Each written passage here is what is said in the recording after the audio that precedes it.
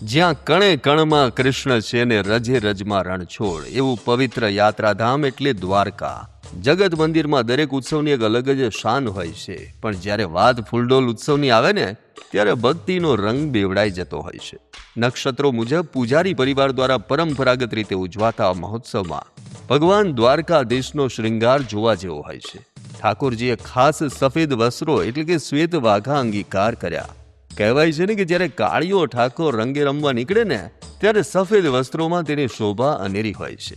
હાથમાં ચાંદીની પિચકારી, કેસુડાનો રંગ, અબીલ અને ગુલાલની છોડો, સાક્ષાત દ્વારકાધીશ ભક્તો સાથે જાણે હોળી રમ્યા. હજારો શ્રદ્ધાળુઓએ પોતાના કાના સાથે રંગે રમવાનો આનંદ માણ્યો. આ દ્રશ્ય જોઈને એવું લાગ્યું કે જાણે આંખોએ વૈકુંઠ પૃથ્વી પર ઉતરી આવ્યું હોય.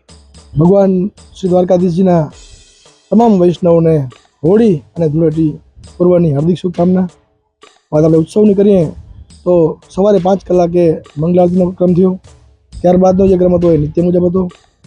ત્યારબાદની આપણે વાત કરીએ ઉત્સવની તો બપોરે 2 કલાકે ઉત્સવ હર્ષો અને આનંદથી ઉજવાયો. શૃંગારની વાત આપણે કરીએ તો ભગવાનને શ્વેત રંગના વાઘા પરિધાન કરવામાં આવ્યા.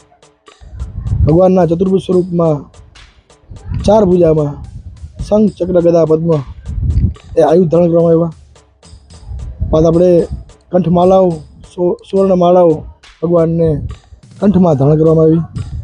વાત આપણે વિશેષમાં કરીએ તો ભગવાનના ઉત્સવ ભોગની તો વિશેષમાં ધાણી, દારિયા, ખજૂર, સૂકા મેવા સાથે વિવિધ પ્રકારની સામગ્રી ઠાકોરજીને આરોગવામાં આવી.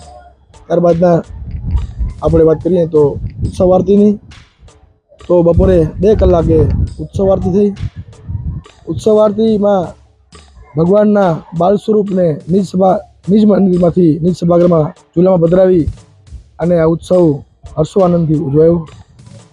પૂજારી પરિવાર અને હજારો લાખો સંખ્યામાં વૈષ્ણવ પધારી આ ઉત્સવ હર્ષ અને આનંદથી ઉજવાયો. જય રણછોડ, માખણચોર અને જય દ્વારિકાધીશના ગગનભેદી નાદ સાથે આખું એ જગત મંદિર જાણે ગુંજી ઉઠ્યું. એમ કહીએ કે ધામધૂમથી ઉજવાયેલા ફૂલડોલ ઉત્સવે ભક્તોના હૈયામાં અનેરો આનંદ ભરી દીધો. આવા જ અવનવા વિડીયો જોવા માટે ફોલો કરો IN Seconds.